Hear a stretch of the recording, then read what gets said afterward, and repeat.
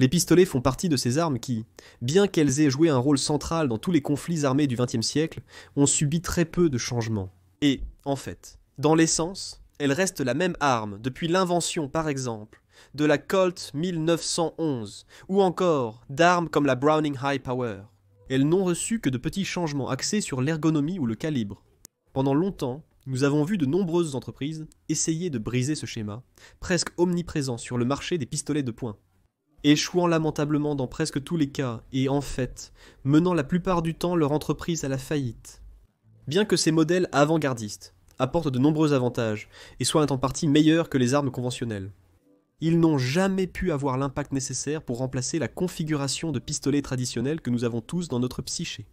Dans cette vidéo, nous verrons pourquoi le paradigme traditionnel du pistolet est si difficile à remplacer et pourquoi les pistolets actuels qui essaient échouent toujours.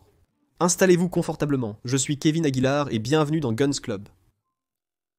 Les pistolets existent depuis longtemps, mais le premier qui a standardisé dans le monde entier le modèle de pistolet moderne tel que nous le connaissons n'est apparu qu'au début du XXe siècle. La Colt M1911 et la Browning High Power qui a suivi font partie de ces armes qui ont vraiment triomphé, en améliorant ce qui existait déjà auparavant. Avant elles, il y avait des pistolets à simple action avec chargeur, mais ils étaient vus comme des curiosités technologiques. Et pour les armées, celles-ci n'étaient pas encore meilleures que les revolvers, du moins en Amérique.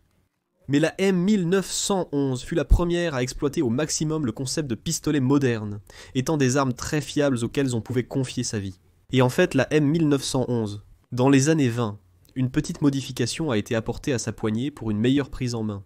Ce fut la seule modification jusqu'en 1985, c'est à quel point cette arme était parfaite. Avant ces pistolets, les revolvers dominaient. Malgré leur précision, leur système d'alimentation limitait grandement la puissance de feu du tireur. Les Colt à simple action ont changé cela. C'était un pistolet qui, honnêtement, sortait de l'ordinaire. En général, les armées sont assez réticentes aux changements brusques dans leur armement. A-t-il été difficile d'adapter les gens pour passer de ça à ça ?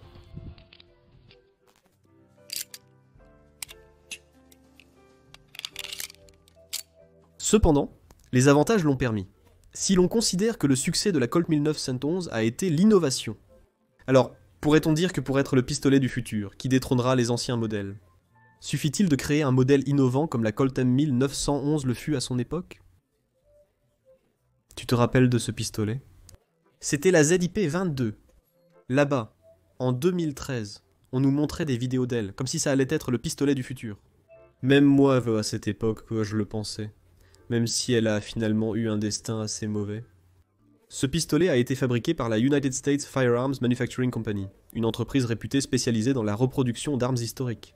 Et je pense qu'à première vue, on peut vraiment voir que la ZIP était une arme qui sortait complètement de l'ordinaire. Semblant très innovante à tout point de vue, la ZIP cherchait à être une arme extrêmement bon marché et modulaire. Son design n'était pas une simple excentricité. Elle était conçue pour offrir une ergonomie améliorée et être plus compacte et facile à transporter que ses homologues conventionnels. Le marketing de l'arme était axé sur le fait qu'il s'agirait du pistolet le plus sûr du monde. Son système d'alimentation est intéressant. Il s'agit de chargeurs rotatifs de 10 cartouches, et il accepte d'autres chargeurs .22 long rifle, ce qui permet d'augmenter la capacité du chargeur. Lorsque l'arme est sortie en 2013, elle a reçu un accueil horrible malgré un prix abordable. Ces nombreux problèmes de sécurité, comme le fait que pour armer l'arme il fallait mettre le doigt très près du canon, ou que l'arme était extrêmement inconfortable à tenir. C'étaient des problèmes avérés, elle n'avait pas une bonne prise en main, ce qui pouvait blesser l'utilisateur lors du tir. Et même, beaucoup de droitiers préféraient utiliser l'arme avec la main gauche, car elle était plus confortable à utiliser de cette façon. Cet échec a conduit son entreprise à la faillite en 2017. L'arme, produite seulement pendant 1 an, est devenue une pièce de collection très prisée, ce qui est remarquable. Cette arme apportait de nombreuses améliorations par rapport au pistolet conventionnel, mais tout simplement, ces problèmes liés à l'ergonomie ont fini par la condamner. Pour résoudre plusieurs soi-disant problèmes que présentèrent les pistolets conventionnels, il a fini par en créer un très important d'ergonomie. D'autres armes ont tenté d'apporter des améliorations au modèle conventionnel des pistolets, au lieu de le changer complètement, comme l'a tenté la ZIP. 22, mais sans perdre cette essence caractéristique du pistolet. Comme la Conceal Glock 19, une Glock qui était capable de se diviser en 2 parties pour devenir plus transportable. L'arme était une Glock ordinaire, mais très facile à transporter. Tu pouvais la glisser dans ton pantalon sans problème et l'emporter avec toi où tu voulais, de manière très très discrète. Eh bien, la Glock en elle-même peut être démontée sans problème, mais celle-ci, littéralement, avait une entaille dans le cadre de l'arme qui la divisait en deux. Ce dernier point affectait les performances de l'arme, mais cela restait une très bonne arme malgré tout. Ces problèmes de vente étaient plutôt dus au fait qu'il s'adressait à un secteur du marché très très restreint.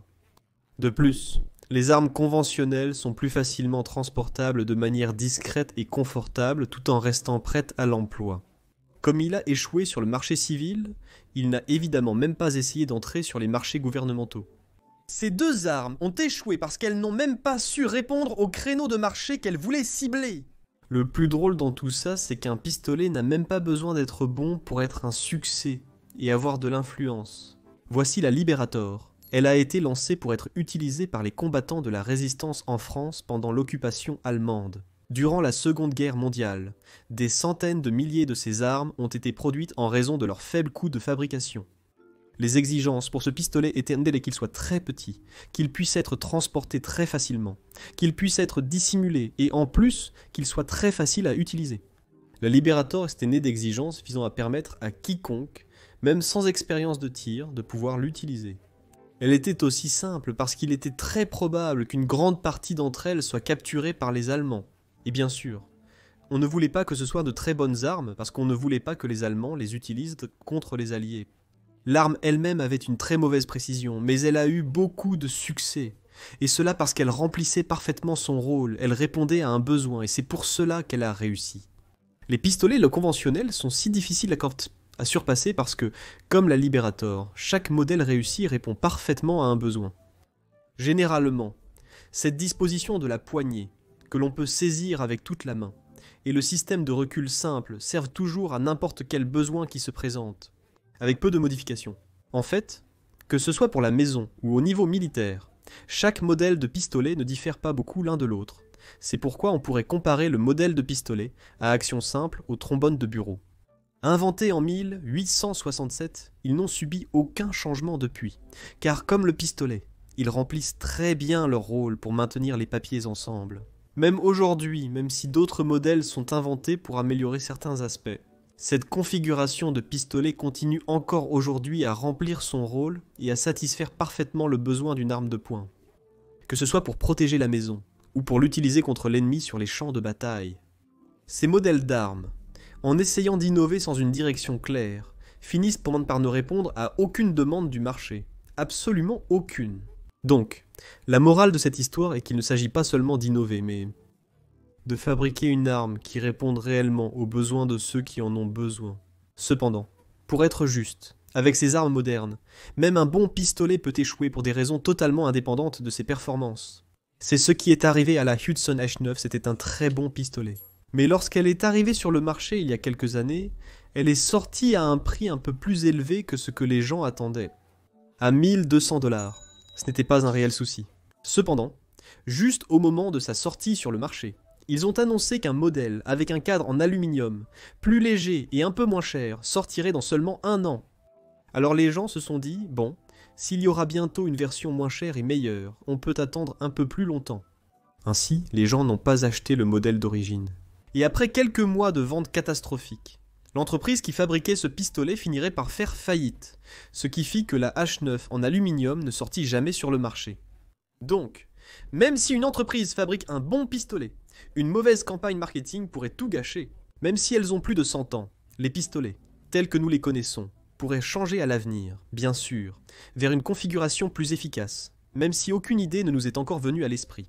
Et il était vraiment difficile de surpasser cette excellente configuration d'armes, car aujourd'hui encore, elle remplit sa fonction, et il est difficile d'imaginer une autre arme pouvant la remplacer. Même dans les films futuristes, les pistolets restent très similaires à ceux d'aujourd'hui. De notre côté, nous n'avons plus qu'à attendre qu'un événement survienne. Cette vidéo pourrait t'intéresser si tu veux en savoir plus sur les raisons derrière l'existence d'armes avec des chargeurs sur les côtés et au-dessus. Il est très bon et intéressant. Merci beaucoup d'avoir regardé cette vidéo et on se retrouve à la prochaine. Au revoir.